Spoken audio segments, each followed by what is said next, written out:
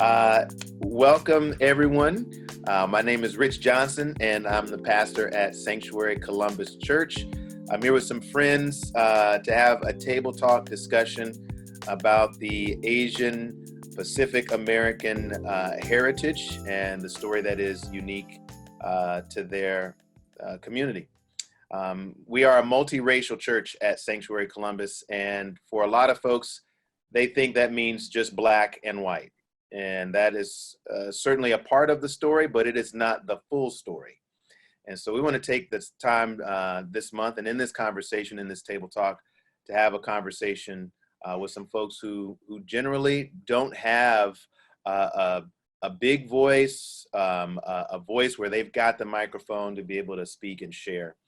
And so this is Asian Pacific American Heritage Month, and we want to acknowledge that, first of all, we have members of our congregation of Chinese American descent. We have Indian American. We have Taiwanese. We've got Cambodian. I couldn't get everybody represented in one phone call or one Zoom call. So who we got here is who we got. And I'm so grateful to each of my friends that could be here. In addition, though, to recognizing this month, we seek to give honor and voice to various groups here at Sanctuary, and particularly as Asian Americans. Man, I can't think of a more appropriate time than to center this conversation. And by centering, I do mean that we are giving that space and voice. So I'm a moderator today. I'm really not the one that's going to do all of the talking. I'm moderating the conversation, facilitating the conversation. And so as you sit in on this table talk, my hope is that you would have a pen, you'd have a paper, that you'd lean in, and that you would listen carefully for what is said. And then to ask God, Lord, what is it that I need here? And then secondly, as the conversation gets going, what is it that I need to do? These conversations are important, but they're important enough that they ought to transform us into changes. So I'm not going to say any more. I want to thank my friends who are here, Jason and Amy and Terry. And so thank you guys for being here. Thanks for coming. Good to be here. Good to be here. So let me start off. First question. Tell us who you are and how you identify yourself. And then what brought you to Sanctuary Columbus Church? We'll start with you, Jason. Okay, my name is Jason Lee. For those that don't know me, my wife Katie and I have been coming to Sanctuary for around 3 years now. I identify as either Chinese American and or Taiwanese American. And what I mean by that is, while I was born in Taiwan and moved to the States when I was 9, both sets of my grandparents actually immigrated to Taiwan from China. So I am ethnically Chinese, born in Taiwan and raised in America. What brought me to Sanctuary Columbus is because I see this as a church that's not afraid to have quite a bit uncomfortable discussion for greater, racial reconciliation and learning. One of my first services here was actually when folks who had gone to Cambodia's mission trip were sharing. And I especially remember when Terry was on the stage and she shared about an experience of people calling the idea of eating rice in the morning as a weird concept, and how that is not a helpful phrase and how that's hurtful. And I thought to myself, oh my goodness, yes, I feel exactly this way, and I've never been able to really verbalize it. Why is it that so many things that I do is perceived by the American culture as weird? And seeing that Sanctuary was a church that's willing to embrace that concept as what is weird and what is not weird, and how do different cultures live life together. So that's what brought me here. Wow, what a first Sunday to show up to Sanctuary. Thank you. Well, Terry, you want to go next since he mentioned you? Sure. My name is Terry Chi, and I identify as Chinese American. And let's see, I started going to Sanctuary shortly after I moved to Columbus in 2015. Partly I went to Sanctuary because I didn't have a car, and so my sister and her family were going, and so it was just kind of easy. I think what a couple of things made me stay. I think one of the things was Rich, I think you and then Harlan, while he was there, the two of you were always very, what's the word I'm looking for? Very specific about saying hi. And I felt like every week, I just felt very seen in having the two of you intentionally coming up and saying hi to me, and just feeling like I wanted to be a part of a church where the leadership team made that intentional act of seeing people and welcoming people. And then I think it was also partly then the diversity of the congregation, and then Sanctuary not being afraid to address these issues of race and ethnicity, of like social justice, socioeconomic status. And I just think that the church in general has a hard time voicing what needs to happen. And so I really appreciated that Sanctuary didn't shy away from that, that we had open, honest conversation. And it was always really welcoming to hear kind of from all sides as well. Yeah. Wow. Thank you. And thank you for, to your sister, shout out to Tammy for bringing you. You didn't have a vehicle. And now that you have a vehicle, you still come. It's true. I do. Hey. All right, Amy. Hi, everyone. My name is Amy Liu. Dang, I just forgot all oh, wait. Okay, sorry. Okay, I identify as Taiwanese American, and I guess also a little bit as Chinese American, similar to what Jason had shared earlier. I've been attending Sanctuary since I was a junior in college, which was, I don't really remember what year that was anymore. So long ago. I really wasn't, like, I was in college like not that long ago though. So maybe like 2015 or yeah, around then. And I came because the campus ministry that I'm involved with, University Christian Fellowship, also had several people who were involved with that attending this church. And I think I was in a point in my journey of just like dismantling a lot of like what I had learned about who Jesus was and like what white evangelicalism had taught me about what Christianity meant and what it meant to follow Jesus, and was feeling like really disillusioned by that whole thing, and so wanted to try out a new church, and yeah, and I've just been going ever since and haven't stopped going. I remember, because we're all just talking about memories that we have, when I was actually thinking about leaving Sanctuary for a hot minute, because I was like, I'm the only Asian American here. It was like me and Tammy, and I was like, I'm so frustrated and I don't feel seen or whatever. And Rich was like, you were sharing a sermon, or you were preaching, sorry, a sermon about like, what is church? And one of the things was like, church is not a restaurant, like church is not a grocery store that you just like come and get what you want and leave. And I felt like really convicted by that. I was like, oh no, I just come here and get what I want and then I leave. And I don't think twice about investing. And so like, even though it was hard in that time to like stay, because I was one of the few Asian Americans, I think looking back on it now, I'm really grateful that there was the challenge to stay and like stick it out, because it would hopefully like open the door for more Asian Americans to feel comfortable when they came into our church. So. Yeah. Thank you so much for sticking around, and I'm glad you came to that service.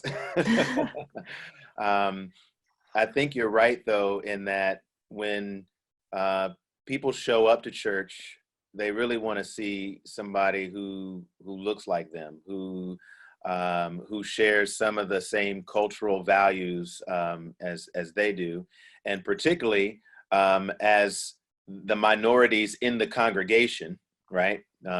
Sanctuary is although we are racially diverse, the majority is white. And so to come in and to see that, sea of white and you're looking around like, okay, is there anybody like me here? Because seeing someone like you does help to communicate some degree of safety, as well as when people reach out to you, as you articulated, Terry. Those are some important values for us to embody as a church. And so I want to thank you guys for being a part of Sanctuary as long as you have, and really pray that others, when they come to Sanctuary, they see that it is a safe place.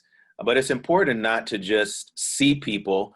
It's also important to hear from them and to hear that voice, because you can have a multiracial congregation. If you're not hearing from everybody in the congregation, then that's one of the things I say, like, you're probably not really multiracial. You need to have, everybody needs to be able to have a voice and to be able to share specifically so that other people can hear. So we want to continue to take steps towards that end.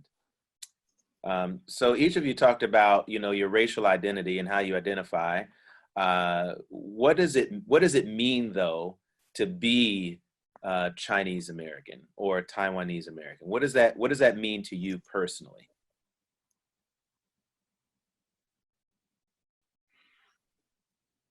Who wants to go first? We'll start with you, Jason. Okay. For me, it means finding my voice as an American. Being second generation, and my parents currently, who live in Taiwan, very much Asian instead of Asian American, although they do have US passports, but they're definitely culturally Asian, everything Asian, and me being Asian American, navigating that culture divide, and finding what it means to voice my opinions, not from the perspective of, or from the lenses of a Chinese Taiwanese individual. One key example is, for example, Trump is rather popular in Taiwan. Taiwan and China have icy relationships, and when Trump speaks out against China, you got the Taiwanese rooting for them. So they're very narrow-sided in terms of looking at particular issues. And now for someone who is an Asian American living in America, finding my voice, what do I care about? Obviously, I care about my culture. I care about my American pride as well as Taiwanese pride, but also caring about my own well-being and the well-being of my friends while they live in America. So I think a lot of, for me, what it means to be Asian American is to navigate that tricky divide, and also to really examine where I stand in society, especially when we talk about racial reconciliation. I have stories of both of myself being in a position of extreme privilege and as a victim of, for example, racial insensitivities or racial encounters. So how do I voice my concerns in that way? Does my voice matter, and how do I navigate that? So yeah. How about you, Amy? What does it mean for you? I don't know. I feel like this question is, I'm sorry, can you hear that background stuff? Little screeching, Okay, but it doesn't, I don't hear it now. I live by the train tracks, so it's kind of like squeaky every now and again. Yeah, no, this question is huge. I think it's, what I love about it is that it's so many different things for so many different Asian Americans, and yet we're able to all still share the identity, even though it means so many different things to everyone. And I think it speaks to the diaspora of what it means to be Asian American and your experiences, your closeness to your Asian culture, and then also to your closeness to American culture. I think for me, growing up in the Midwest, surrounded mostly with white people, and especially in school and just most areas that I frequented, I don't know, like I think being Asian American wasn't important to me until I came to college and realized that it was actually an identity that I could take on, and it was like true to who I was. I think when I was younger, I only claimed to be Asian when I like needed to. So when I was applying to college and it could get me like a special scholarship, I was Asian 100%. But if I was at the grocery store with my mom, oh my gosh, we were American. Like I just wanted her to buy me the Kraft mac and cheese, which like isn't even good mac and cheese.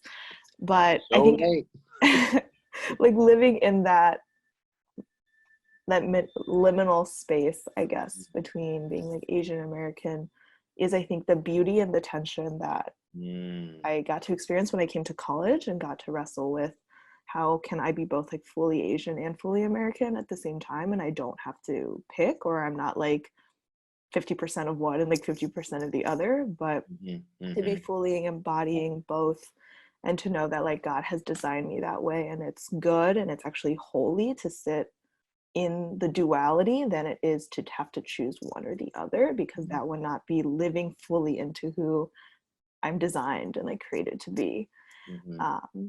So I think being Asian American is an expression of me to glorify who God is.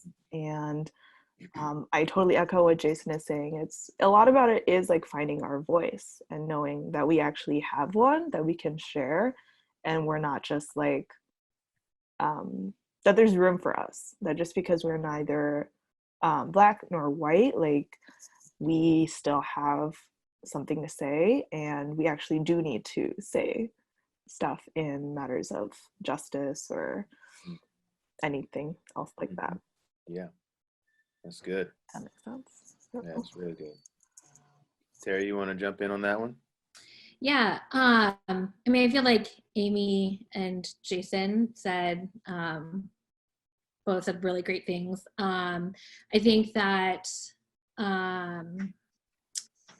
it is a lot about finding our voice, and I think balancing between the two and finding kind of like our space in that.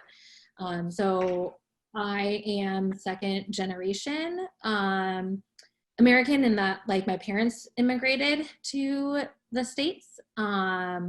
So my siblings and I were born here. But then my parents, so my mom actually grew up in on a small island in the Indian Ocean called Mauritius. And then my dad was born in China, but immigrated to Taiwan pretty soon after he was born. And so grew up in Taiwan. So for me, it's been this challenge in figuring out what I am. Cause I think I always say like, you know, I say I'm Asian American, but even within that, as Amy was talking about, right, there's so many different things. So ethnically, both my parents are Chinese. And so I say that I'm Chinese American. But culturally, a lot of what we got was actually Taiwanese, because that's where my dad grew up. And so that's how, so it's a lot of the things that I learned culturally was actually Taiwanese. And it's just been interesting. I lived in China for a while. And so to have folks in China, it was always very like one or the other. Like they found out that I was actually from America, and so then they were like, you're not Chinese, you're American. Or oh, but you do this a Taiwanese way, not the Chinese way. Or oh, your parents are Chinese, so you are Chinese, you know, like, and it was this like there was no recognition of like I'm a combination of these things. It was all you have to be one or the other. And I feel like I get that too in America, right? Like sometimes I get friends that are like, you're just like me, you know, like how my white friends tell me like, you're just like me, you were born in America. And I'm like, not quite. And you know, or folks that are like, you are not American because you don't look like I do. And so I like how Amy put it. It is this finding a balance, and how do I embrace the beauty of both cultures, and what it means to be American and what it means to be Asian or Chinese or Taiwanese, and bring both of those or all of those together, because each one of those pieces represents part of who God is, right? And so how do we bring that all together to glorify God? Yeah. Have you always been able to say that it's beautiful to be able to live in that tension of both being Asian and American, or have there been times in your life where you felt like, no, I'm not feeling the beauty of it, and I'm actually feeling forced to choose one or the other? What would you say? Like, how's that been, just navigating those two? I would say part of that is, sorry, Terry, is not even picking between Asian and American. But for me, growing up, it was actually a very tricky navigation of picking between being Asian or Asian American. You know, as you recall, when I said that I moved here when I was 9, I was very much Asian, right? I didn't speak a lick of English. And to the other kids at school who were Asian American, we may look the same, but we're very much different. And for my sisters who also immigrated at the same time, who they're older, I entered elementary school, one entered middle school, and another one entered high school. Ironically, as they recount their first couple of years in America, it was not the white kids or black kids or Latino kids that picked on them. It was the Asian Americans. And how ironic is that, right? And it's, I just remember once I navigated America enough where you can no longer discern my accent, and I didn't have to tell anyone that, hey, I wasn't born here. I remember in middle school feeling like a sense of, hey, I've made it. I am Asian American now.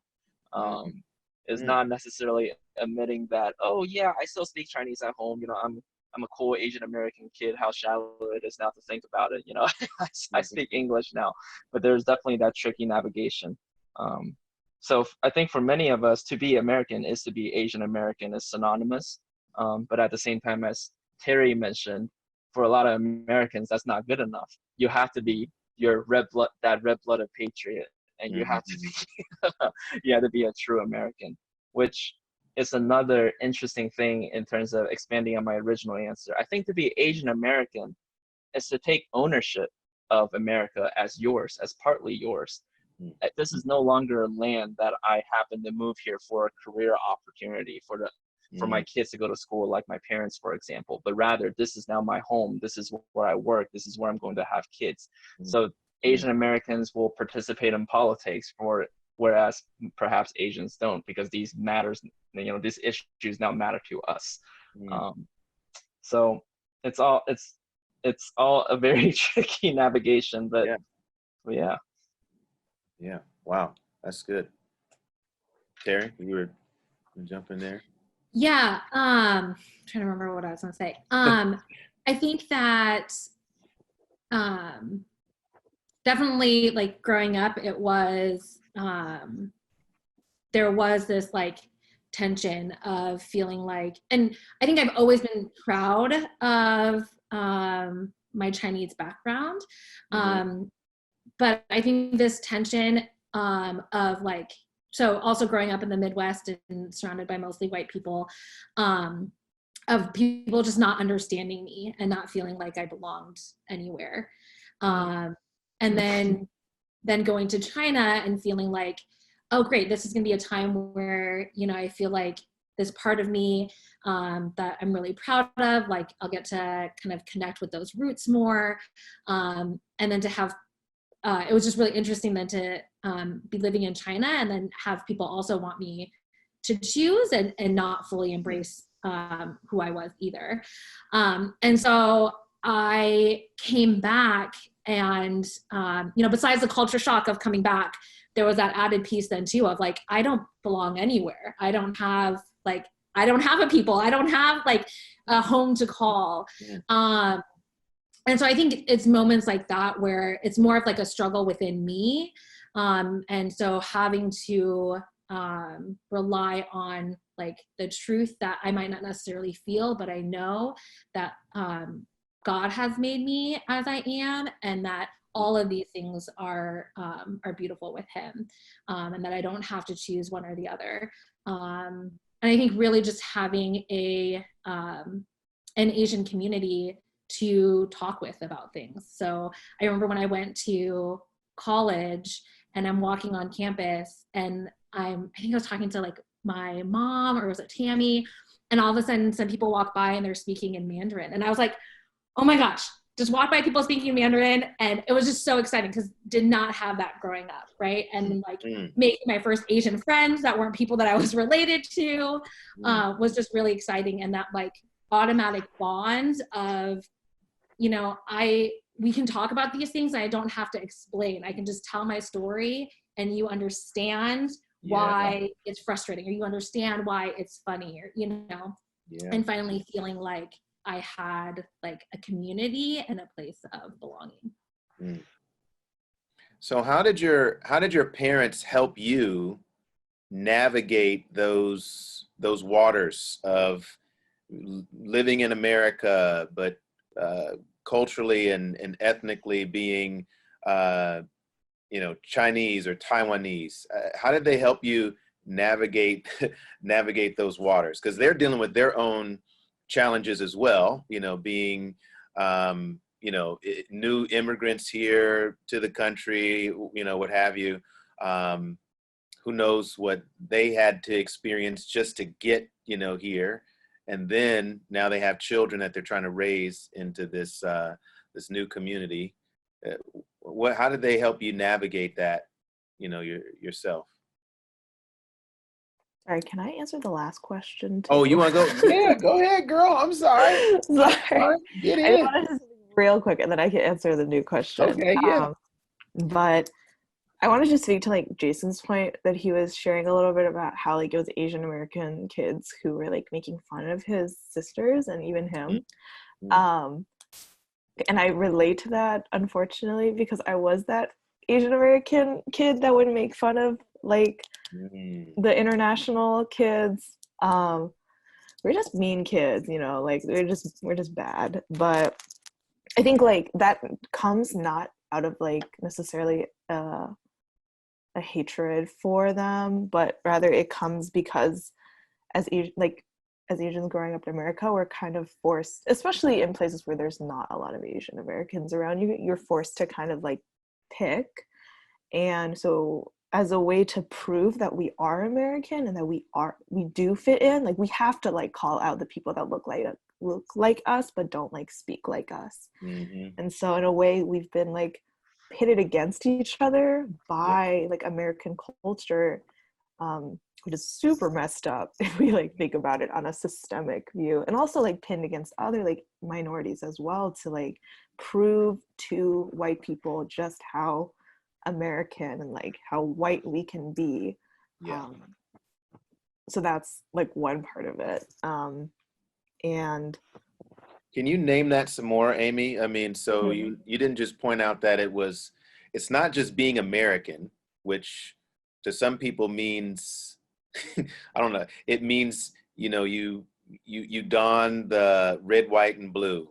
But as you're mentioning it here, and I think what we understand, when we say what folks are trying to say, when you have to choose between being Asian and American, you're not just talking about national pride. Like some folks are really talking about choosing between white and your ethnic background. So yeah, you just named that kind of there in your response. a little bit.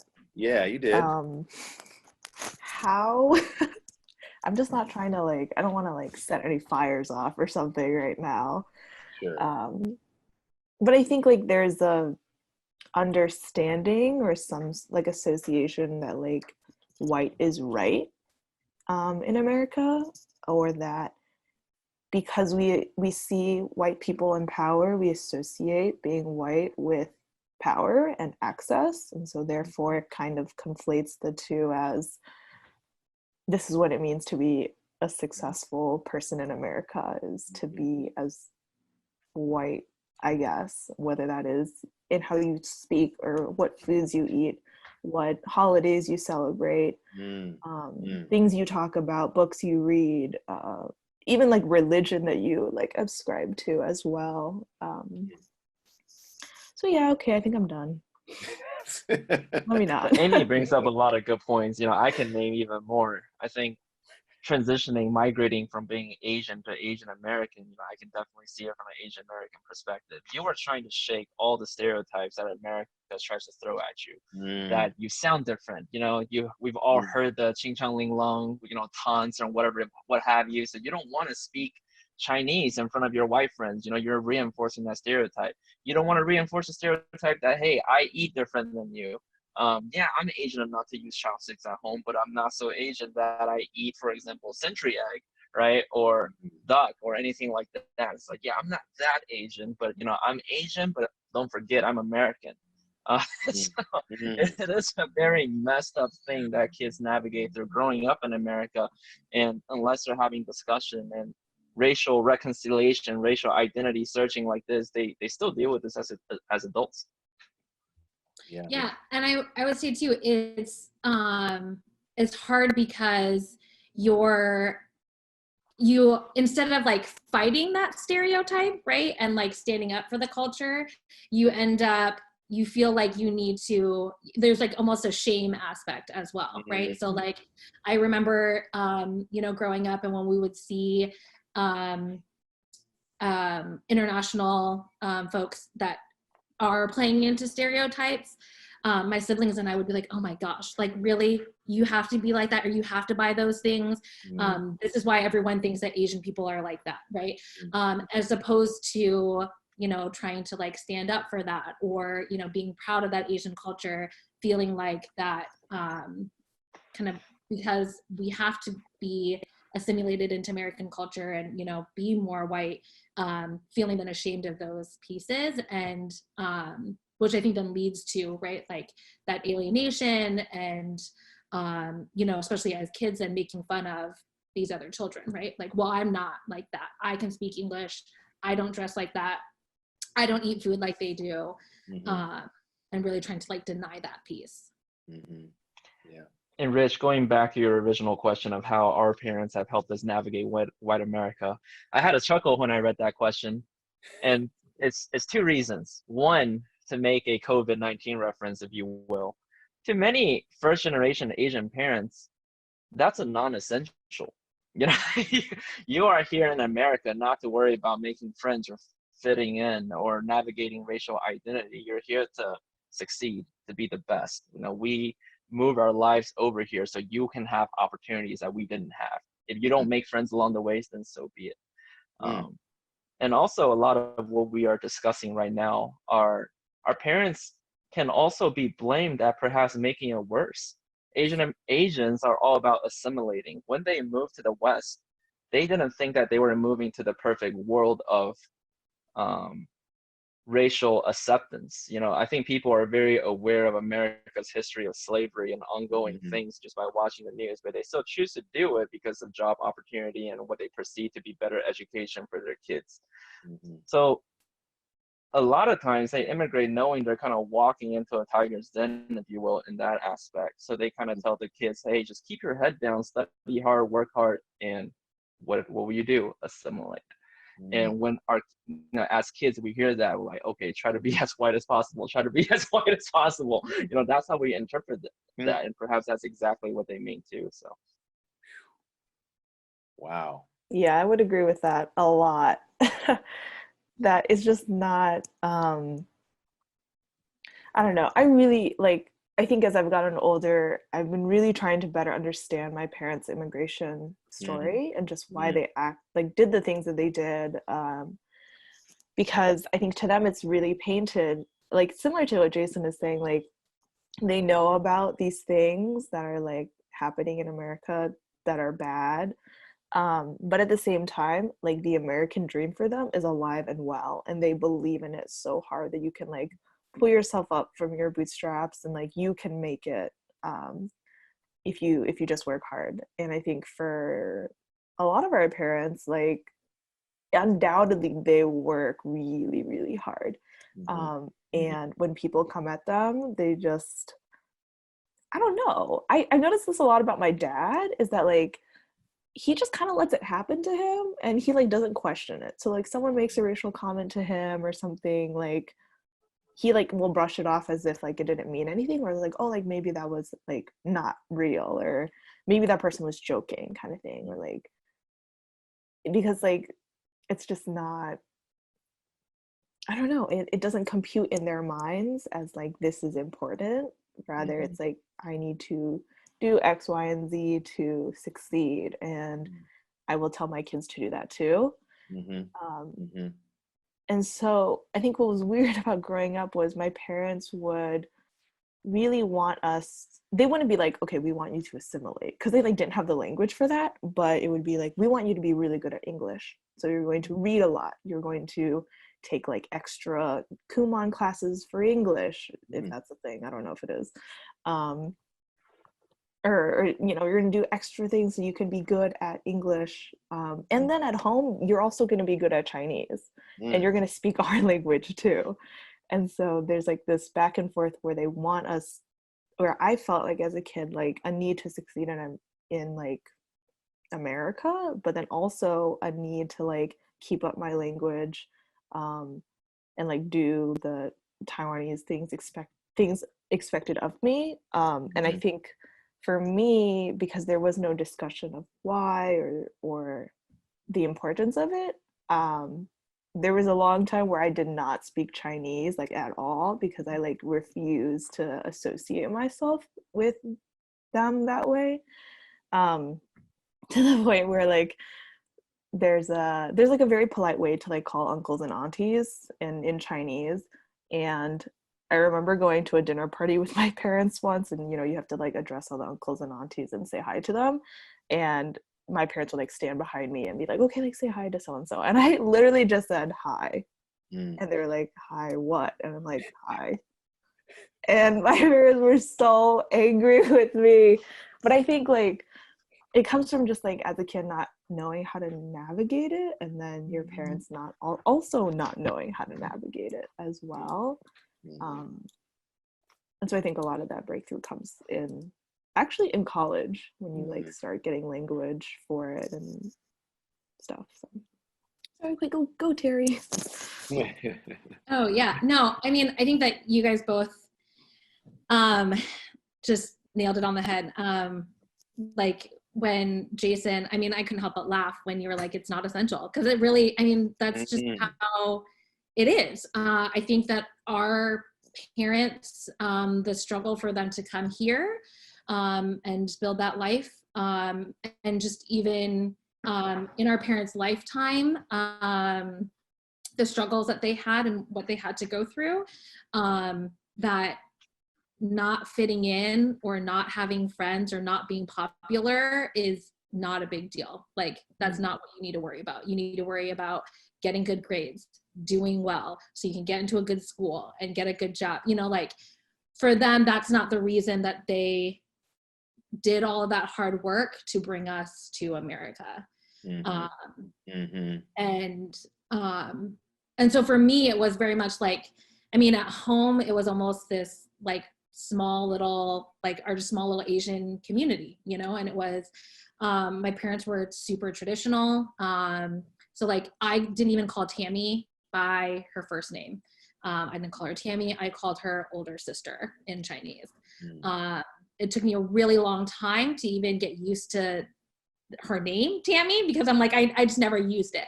And even now when we're talking or when I'm talking at home with my parents, I still don't call her Tammy. It's just weird. My younger brother calls, like he doesn't use our name to call us. He calls Tammy by bigger older sister and me smaller older sister. So like my parents were very traditional. We spoke Chinese at home, Chinese food. First time I had Brussels sprouts was like after I graduated college. You know, so like very traditional at home, but then, and then being outside of the home, it was keep your head down, do what you need to do, right? So you're not drawing attention, you're not causing ripples, you're not getting in trouble, you're trying your hardest, and, you know, in everything, in school, at work, like everything, it's 100%. And a little bit of like, don't give people a reason to say anything to you, right? Like, so that was, I think, part of my parents, like their answer for how to fit in was work hard so that you're not giving people a reason to come at you for anything, right? And so that was kind of, yeah. So that navigation, really it sounds like it's a lot about survival. I can, almost hear, your parents, grandparents, saying this, it's about survival. And in order to survive, you gotta fly under the radar. Don't draw attention to yourself. All right, you see all those folks over there causing all that ruckus? Don't be them. Don't be like them. Don't cause that ruckus. Do what you need to survive and be successful as well. Yeah. How are you now on your own? You're adults. You don't need your parents to navigate this for you. How are you now navigating it through some of that embrace of the beauty of both, but in a particular season and time right now, when we're dealing with race up front almost on a daily basis, if not a weekly or monthly basis. How are you navigating it now as young adults?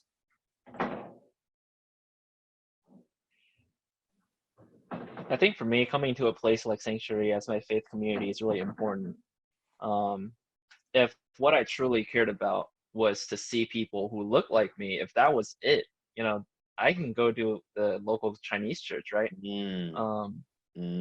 But as I remember distinctly when I became a Christian later on, probably around junior high school, and then I started going to church as in youth group in the local Chinese church. It was awesome. You were able to talk to your Chinese friends on a very relatable level, as Terry and Amy previously mentioned. But one thing I found out was when I started getting jobs like internships in college, I figured like, man, I don't know how to talk to white people, and I don't know how to talk to Black people.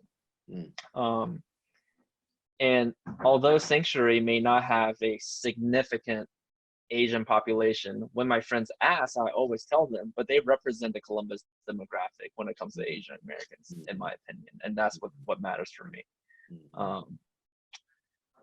So I think that's how I navigated. I try to learn of where my voice fits in, not just in work, but also in church, and also when it comes to racial reconciliation.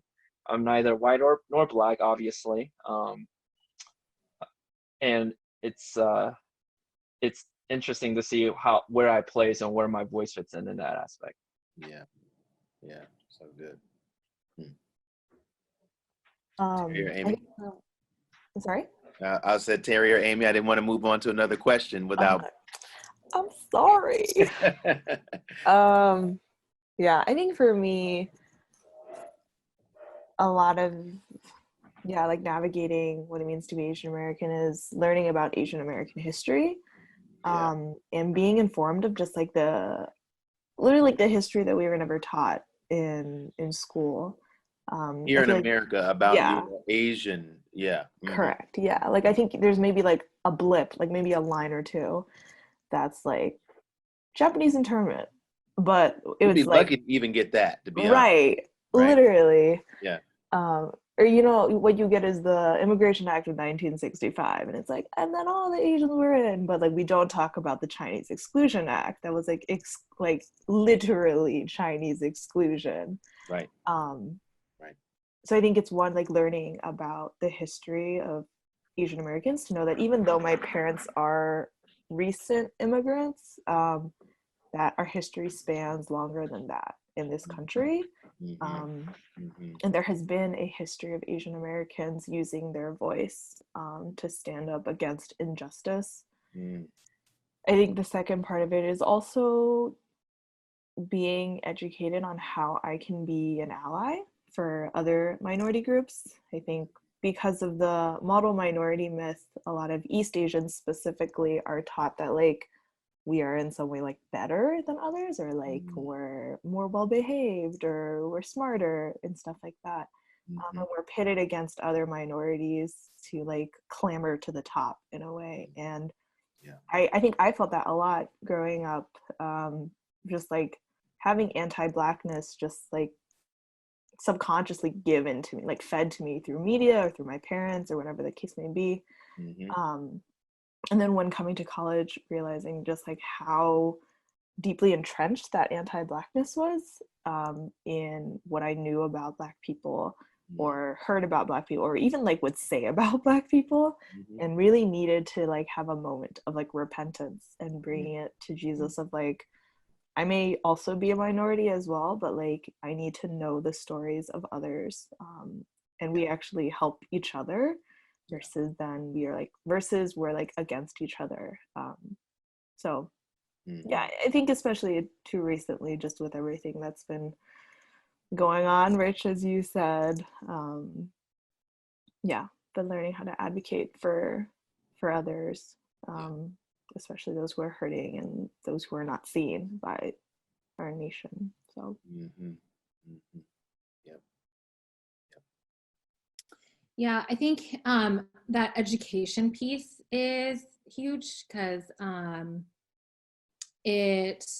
mean, like Amy said, we don't get much of that in school at all, right? And so I think one of the things, and I'm not a big like history person, nor do I super love documentaries, but I really enjoyed PBS has this 5-hour series on like a docu-series on Asian Americans. Okay. And it's got like personal stories and then just kind of in general pieces of what the history like has been like in America. And it's just been really eye-opening. Some of the things I knew and then some I didn't. And so I think that piece is huge, and just to help me to in my journey and seeing kind of what people before me have gone through, and you know, how they fought for things. And then I think it's also this like this again like a balancing act, right? And I think it's trying to help, you know, and like help our parents understand that like it is important to speak up. I think our parents always just thought that you know, if somebody comes at me, I'm going to prove them wrong by my actions. I'm going to work hard. I'm going to show them that I'm not like that, whatever, right?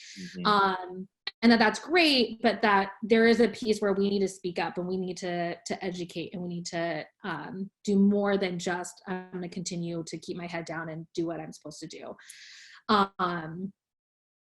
So yeah, I think there's kind of like that piece, and then recognizing that like some of it too is almost like fighting against my own like cultural practices. So you know, like Asian culture tends to be a little more indirect, and so recognizing that in order for my voice to be heard, in order to educate, sometimes I have to be super direct, which is outside of my comfort zone. But then also helping to educate people in that, like, hey, just because someone of Asian descent doesn't speak up doesn't actually mean they don't have anything to say, you know, or just because like when you say it in this way, this is what this person, an indirect communicator, this is how they're picking it up. And so helping to kind of navigate both of those cultures as well. So sometimes having to step out of my comfort zone, but then trying to teach those cultural pieces as well. So people know like, hey, this is not like, you know, we need to also create space for people that are more indirect communicators to be able to speak. Yeah. One of the things in, you know, current times right now, if someone has a question, you know, about Black history or the Black experience, there's some group of Black folks who are just like, look, there's enough information out there. You can find it on your own. Do not ask me to be your educator.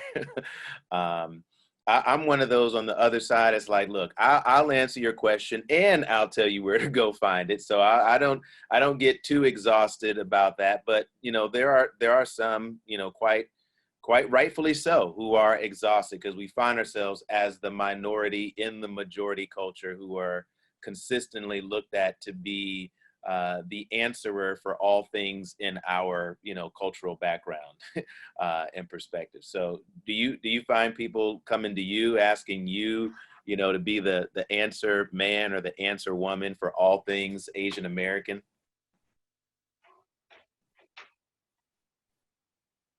Sometimes. Okay. Yeah, but I'm like you, Rich. I don't mind pointing people in the right direction. More often than not, it's I I appreciate people wanting to learn. Um, I Mm-hmm. also appreciate people asking questions, even if the question comes from a place of misconception. Or ignorance. Like, yeah, like, is it true that Chinese people do this? It's like, okay, well, I'll gladly answer that. I don't blame you. You've heard this. Mm-hmm. So yeah, it's Yeah. I welcome it. Yeah. I think for me, it depends on what mood I'm in. Okay. I wish I was always welcoming of it, but sometimes I'm just not.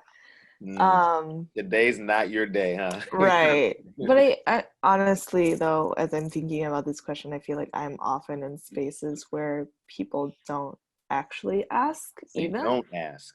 Yeah. I think there's Is that more hurtful than like a little bit, yeah. There's shaking more of like an heads? assumption Uh-huh. than there is like asking. So yeah. Which I think makes me tired for when people do ask. I'm just like, I'm over it. So right. Terry, go ahead. Go ahead, Terry. Yeah.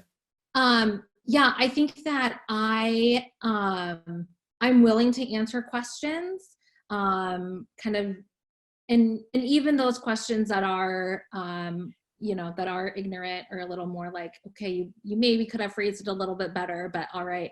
But I agree with Amy. It kind of depends on my mood. And where you're coming at, like, are you coming from learner mode and like, you really do want to learn and get to know the culture better and, learn how to navigate that. And so maybe you don't know how to ask the question well, like, that's fine. We can have that conversation. Or are you doing it purposefully to be offensive? Right? Like, are you making a comment about a stereotype or asking a question about a stereotype to offend versus to learn? And I think it's the piece where when people don't ask questions and they just assume. So I've had people at various jobs ask me to come and translate. And I say, do you know if they speak Chinese? Well, they're speaking something. Okay, well, there's many different types of Asian languages. And even within Chinese, there's lots of different dialects.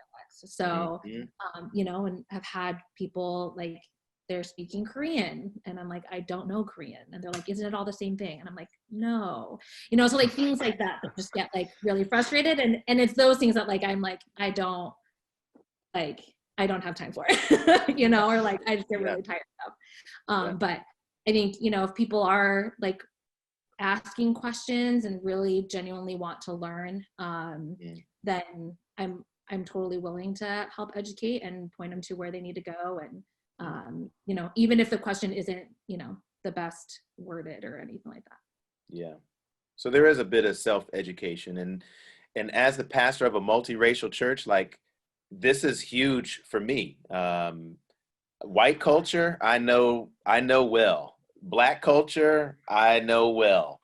Asian American culture, I do not know so well. I kind of group us all, and hey, we're all in the quote unquote minority. So I'm gonna go ahead and bring y'all over on my side, if you will.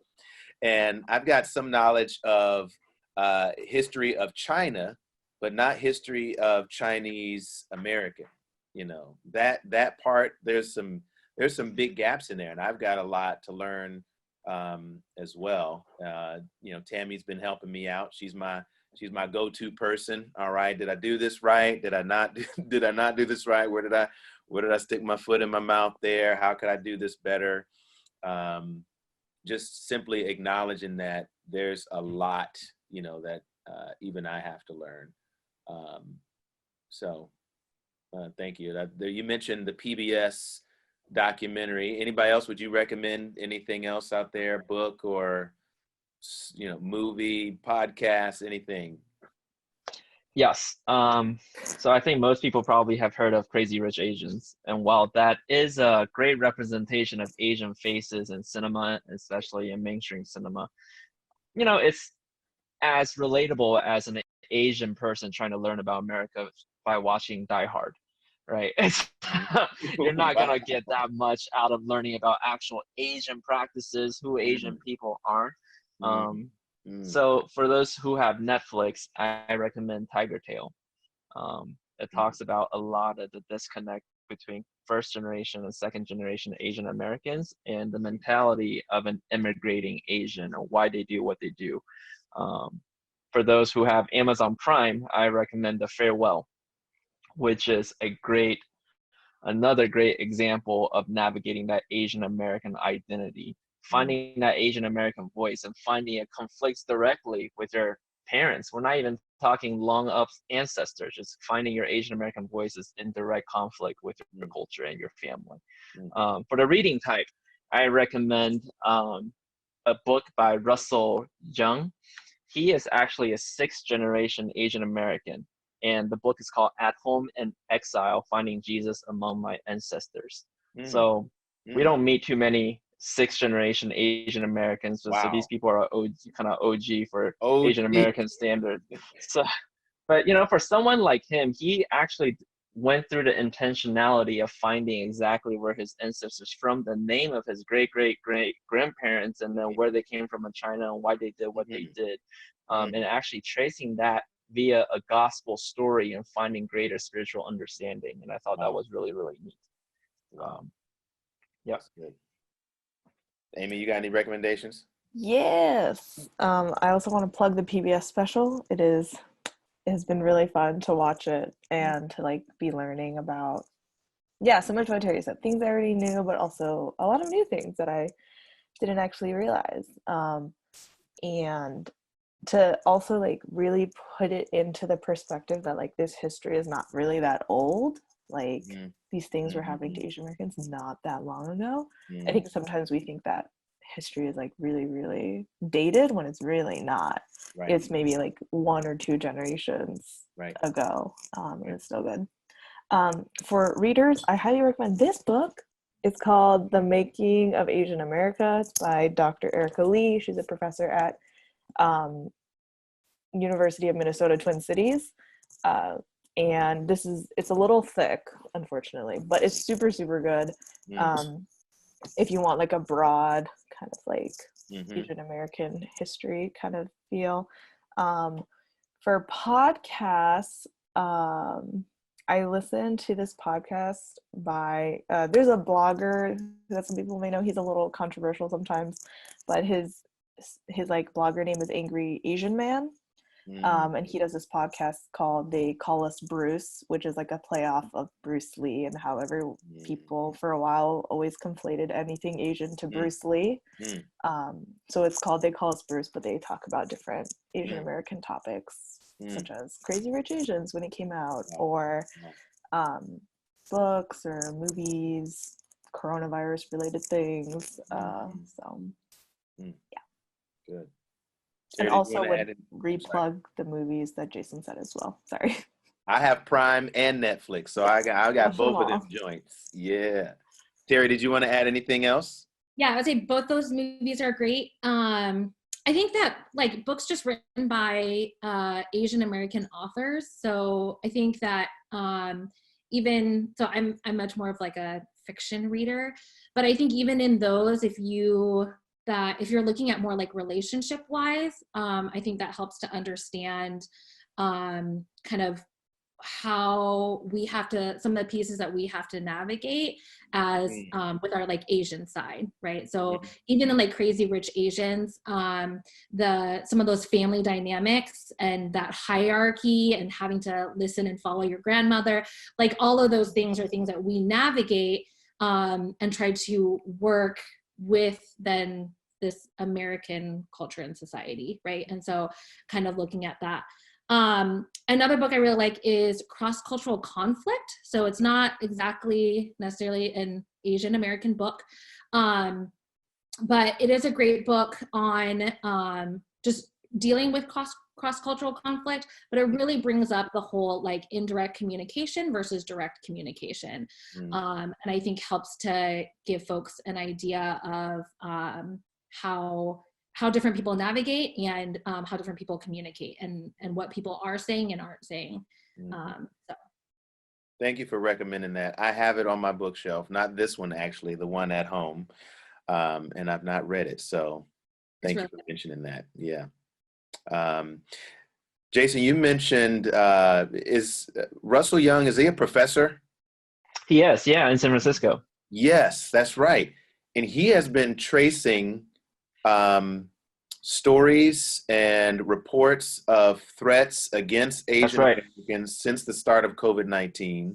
That's right. I think the number is somewhere around 1,600 reports at this time of threats, and not just threats, but some actual attacks and violence against Asian Americans since COVID-19 started, in part for how people are labeling the coronavirus, COVID-19, some even calling it, as our president, the Chinese virus.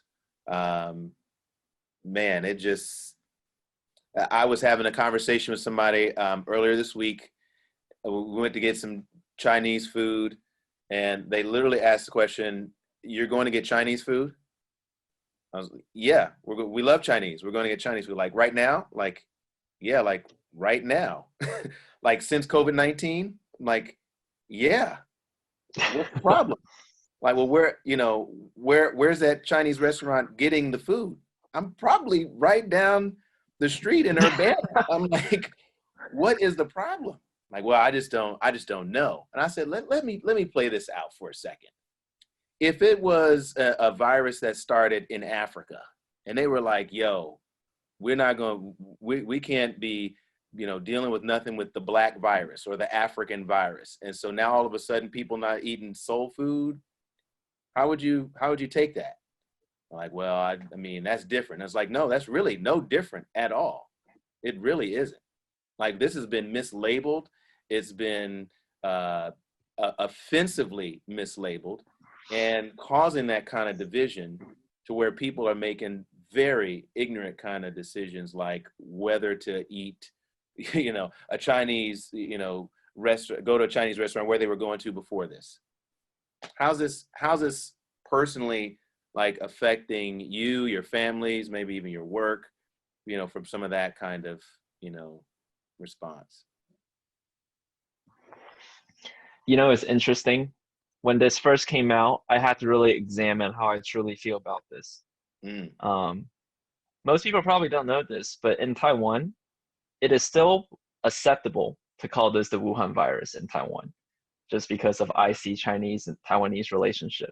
And also because people don't really mean it in a racially insensitive way. So when it comes to the context, like, I ask myself, is it helpful? In my discussion with a friend, that's ultimately what it came down to. He kept on arguing along the lines of, well, it is not false. If it truly came from China, we can call it the Chinese virus. I was like, okay, well, let's just, like you said, play this out. Even if it's not false, how do you think I would feel if you don't refer to me by my name, but instead always call me my Chinese friend or that Chinese guy? Like, I have a name, you can call me that.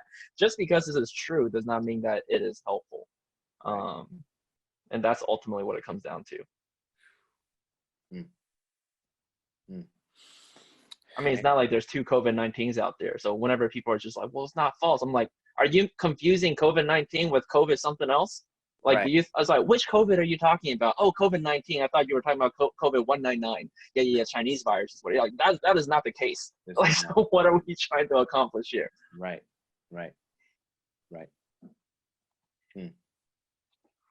That at that point, it's not a microaggression. It is a macro, in your face aggression. It is like, no, that's just not right, dude. Yeah. I'm sorry. Amy, Terry? How's it impacting you, your family, your work, your freedom? You know. Yeah, I've had people make comments to me about it, and a lot more just like with work. So some people that I work with and some customers that we deal with, just about, and like various things, right? So making comments about it being the Chinese virus, or even sometimes like giving me weird looks like, I'm not sure that I want her to be the one serving me my coffee, to, people's conspiracy theories about China creating this virus and releasing it out, and how, because of how quickly they were able to respond. And part of me is just like, do you know the Chinese people at all? Like, did you watch the Beijing Olympics opening ceremony? I mean, do you know what they can do? They are like, you ask them to do something and they move and they get it done. Like, Yeah. And so, yeah, so I think it's just been, it's been very frustrating. Having to deal with that, I think, on top of the things that we had to deal with and the comments that we had to deal with before. It's just this like whole added piece. And I think that when we see the media or our president saying things and treating people of Asian descent poorly because of it, and like having that be an example, I think just feels extra frustrating that that like even our leadership is trying to say that that's okay. And so trying to make that clear to people that no, it's not, and trying to continue to educate. Yeah, I agree. It's been really frustrating and hard to, I think when everything was first starting, when the virus had hit the United States, there was, I don't know, I think there's just something about like the pridefulness of our country and our country's leader that just really bothered me. That was kind of acting like, oh, the coronavirus isn't real unless it like affects the United States, when it was like killing so many people like in China, but that didn't really matter because it wasn't affecting people in the United States. So it's like, okay, whatever, like we don't care. Yeah. But now all of a sudden, like it does, and like, oh, it's a huge deal. And now we have to like blame China for everything. And it just felt, yeah, like really frustrating to see that, like how quickly it turned. I think it's frustrating to see the protests now about people who like don't want to stay at home anymore and are like talking about their freedoms being taken away, and then just kind of like being like, I don't want to live in communist China sort of thing, as like what the government is doing to like keep people at home and stuff. So yeah, it was definitely really frustrating at the beginning and really hard to process stuff. I think for work wise, I don't know, I think a lot of sometimes in work, like we focus a lot on like what we're doing, and just like when everything got closed, because I work in like campus ministry, the huge thing was like, okay, how do we move everything online now? How can we have Bible studies online? How can we just do discipleship online? But there was like not a moment to like stop and just like be like, it's okay to not work for a little bit, and to like sit in our feelings of frustration or uncomfortableness. And I wonder if that just comes out of our work ethic of like being afraid to face our emotions that are hard, and so we just like give ourselves more work to do. Thankfully it's been a lot better now, but I think in the beginning it was hard for me to all of a sudden take everything that I was doing for work in person and just like throwing it online, just for the sake of like business as usual, because it's not business as usual, and like we need to see the reality that the virus has created, instead of thinking about it as like a brief like blip or like change in our plans. I think moments like these really give us an opportunity to be in solidarity with one another. Um, One of the critiques of the civil rights movement is that um, other minorities weren't grouped in together, or we could have had even more solidarity, right, as we were facing all kinds of injustices together, right? That our individual struggles are certainly ours and they're unique, but they're not isolated from the struggles of other ethnic minority groups, First Natives, Asian Americans, Latino, Mexican Americans. There's so much there that creates some opportunity for solidarity among ethnic minority groups, but then also solidarity as Christians, as followers, regardless of your ethnic background. So how would you say non-Asian American people could support you personally, or the Asian American community, more broadly, right now?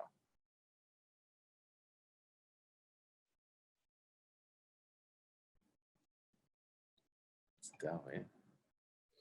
I think creating that space and recognizing that the Asian American community has something to say. I think that, right, like, so, I mean, we've talked about it, right? Culturally, we are not, we're more indirect, and so we don't speak out very loudly, but then also even just kind of a lot of how we were raised of being quiet and keeping our head down. So I remember the racial reconciliation class that we had a while ago with Sanctuary, that I really appreciated. So in that class, I think Tammy was a co-facilitator, and then besides her, I was the only Asian person in the group, and just really appreciated when people gave me that space, and had people say, like, hey, I would love to hear from, like, our Asian sisters on what they have to say about that, or what their thoughts are. Because I think especially in conversations on racial reconciliation, and race, it does feel like a lot of times that conversation does lead more like in a black and white kind of conversation. And sometimes I'm not sure, like, am I supposed to say anything? Do I, like, is this what the conversation is more focused on? So knowing that, like, I have something to say, but not sure if I should at that time or not. And so just having that space to be able to do that, I think is super helpful. Mm-hmm. Mm-hmm. Yeah, that's good. Jason, you have anything you could offer to us? Yeah, I think to kind of respond to your previous point, Rich, also, I personally don't think anything can be compared to the oppression that African Americans went through in terms of American history. So now looking back, I can definitely appreciate that, there wasn't really exactly a need to lump in other people group. The civil rights movement had plenty, that needed advocacy for. And with the same vein, I think I can feel cared for within Sanctuary if people will stop feeling the need to group me in a racial discussion of the oppressed or the oppressor. And I think that happens a lot. People say the injustices against Black Americans, African Americans, and people of color, we get lumped into that group.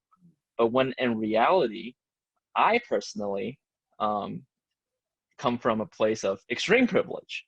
My parents came from a place of extreme privilege. When they immigrated to Taiwan from China, they were kind of the conquerors. To be honest, they came with the military. The mainland Chinese people came to Taiwan and say, "Hey, you guys don't speak Taiwanese, you speak Mandarin now." So when I hear a lot of these white people conquering stories, there's a deep part of me that's kind of like, oh dang, well, my grandparents gonna do the same thing. And then we grew up privileged. We were fairly affluent. And then we came, even from an Asian American perspective, we immigrated with money, and it was an educational move, not escaping persecution move, right? All that is to say is Asian Americans are a dynamic group. People don't need to feel the need to put Asian Americans in one group. Just ask, ask us, understand it. We have our own individual stories.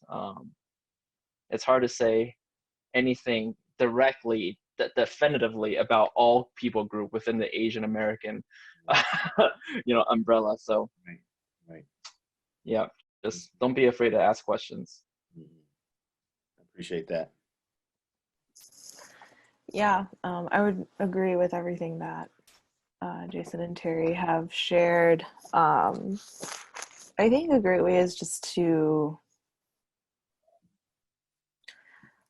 I don't know, like being Asian is like really important to who I am, and I think for all three of us is like really important to who we are. And I feel like sometimes that, I wonder if that like puts up a wall for people trying to connect, when really there's like so much to connect on. And getting to share with you my ethnicity and my ethnic journey is also one of those things. So I think like starting conversation is always a great step forward. And yeah, like realizing that like just because I am Asian American and maybe a little more outspoken than most Asian Americans are, like that I don't want it to like deter you from like wanting to get to know me or starting to have conversation with me,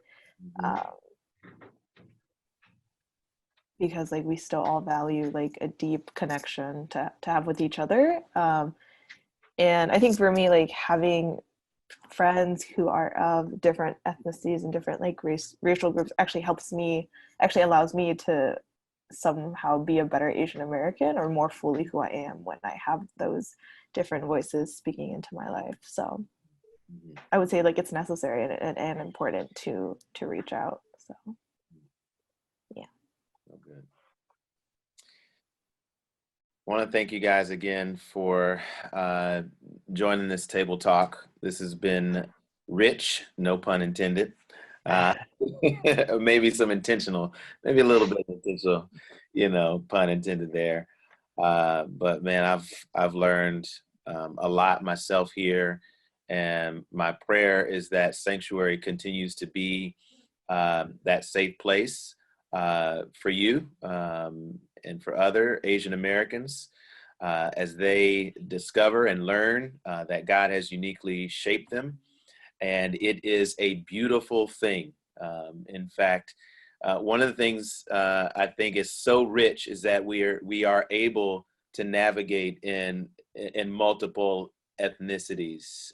We're able to navigate that space, and it is a gift to the body of Christ to be able to do that, because as more as we get to know one another, ethnically, racially, and culturally, the more we get to know about God, who uniquely made us in that form, and not just in our ethnicity, but in our gender, as we get to know one another, how God has wired and shaped us in our gender as well, because that's a unique perspective of what we have and bring to the world. We're able to learn and grow so much closer to God in the process. So any final words? I just want to give you an opportunity for any final words before we end this table talk. Any final words? Are you like, nope, I'm good?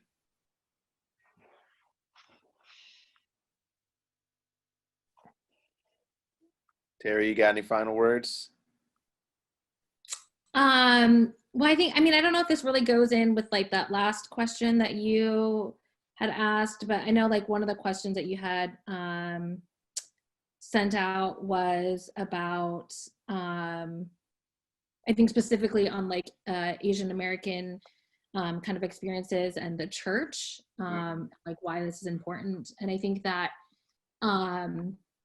just also like a recognition of different types of worship and kind of what like, I guess thinking of like, what is church, Mm-hmm. and how do we bring in other cultures to that and still honor other cultures in that. So I know that one of the things that like we struggled with when I lived in China, so I was a missionary there, and the organization that I was part of was predominantly white. And so we struggled with, when our Chinese students decide to become Christian, what things do they really have to let go, and what things can they continue to embrace, right? And so what are the fundamentals of being a Christian?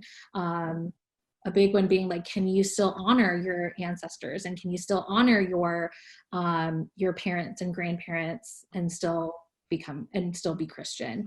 And so I think recognizing those pieces as well, like what are really the non-negotiables of being Christian and following God, and what are the things that are actually more of like a Western construct.